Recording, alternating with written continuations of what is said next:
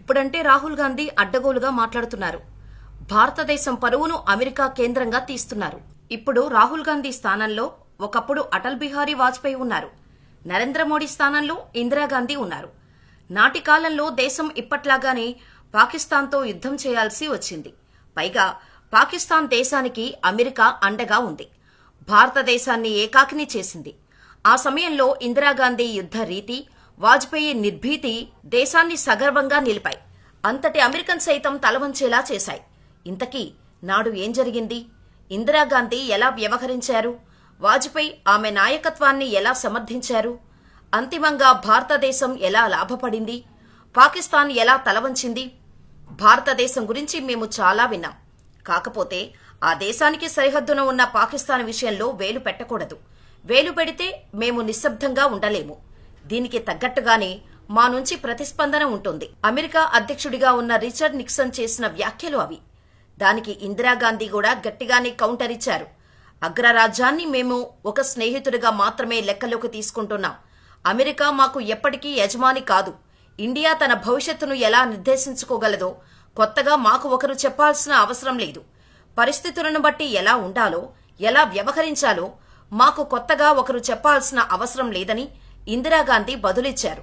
నాడు ఇరు దేశాల అధినేతల మధ్య ఈ స్థాయిలో పరస్పర మాటల యుద్ధం జరిగిన తర్వాత అమెరికాలోని శ్వేత సౌధంలో నిక్సన్, ఇందిరాగాంధీ భేటీ అయ్యారు.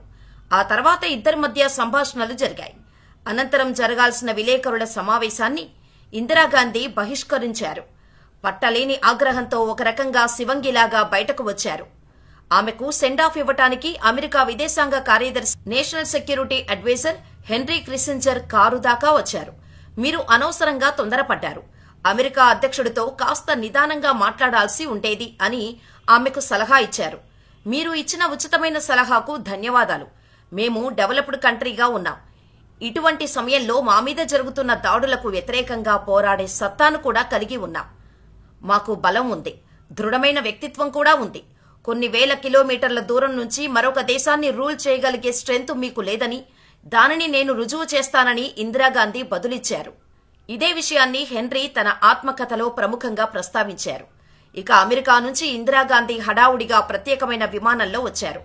విమానం నుంచి దిగగానే నాటి ప్రతిపక్ష నేత అటల్ బిహారీ వాజ్పేయిని తక్షణమే తన ఇంటికి పిలిపించుకున్నారు. ఇద్దరూ గంటసేపు మాట్లాడుకున్నారు. ఆ తర్వాత వాజ్పేయి వెళ్లిపోయారు. ఐక్యరాజ్య సమితిలో వాజ్పేయి మాట్లాడాలని ఇందిరాగాంధీ సూచించటంతో ఆయన భారతదేశానికి ప్రాతినిధ్యం వహించారు.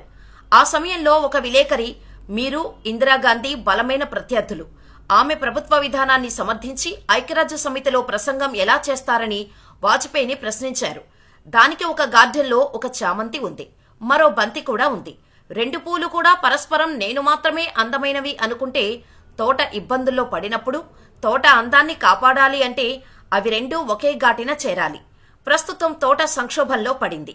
ఆ తోటను కాపాడేందుకు నా వంతు బాధ్యతగా నేను ఇక్కడి దాకా వచ్చాను.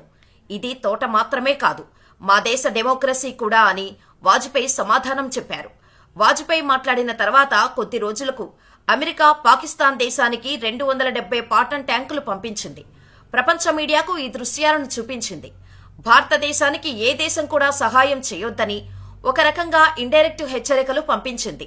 కాదు, భారతదేశానికి చమురు సరఫరా చేసే అమెరికా కంపెనీ బర్మా షెల్పై ఒత్తిడి తీసుకొచ్చి చమురు ఎక్స్పోర్ట్ చేయకుండా ఆపింది. ఇక ఆ తర్వాత ఇందిరాగాంధీ అమెరికాకు ఎదురు తిరిగారు. ఆమె అద్భుతమైన దౌత్య నీతి చూపించి ఉక్రెయిన్ నుంచి చమురు సరఫరా అయ్యేలా చేశారు. పాకిస్తాన్తో యుద్ధం వల్ల అమెరికా పంపించిన ట్యాంకులను భారత్ బద్దలు కొట్టింది. నేటికి రాజస్థాన్లోని ఎడారులు ఆ బద్దలైన ట్యాంకులకు సాక్షులుగా ఉంటాయి. నాటి యుద్ధం 18 రోజుల పాటు జరిగింది. 1.5 లక్షల పాకిస్తాన్ యుద్ధ ఖైదీలను భారత్ పట్టుకుంది. ఇక అదే సమయంలో లాహోర్ జైలు నుంచి ముజిబుర్ రెహమాన్ విడుదలయ్యారు. ఇక మార్చి నెలలో బంగ్లాదేశ్ను స్వాతంత్ర దేశంగా ఇందిరాగాంధీ గుర్తించారు. పార్లమెంట్లో సగర్వంగా ప్రకటన చేశారు. ఇక అదే సమయంలో పార్లమెంటులో ఉన్న వాజ్పేయి ఇందిరాగాంధీని నడిచి వచ్చిన దుర్గామాత అని సంబోధించారు.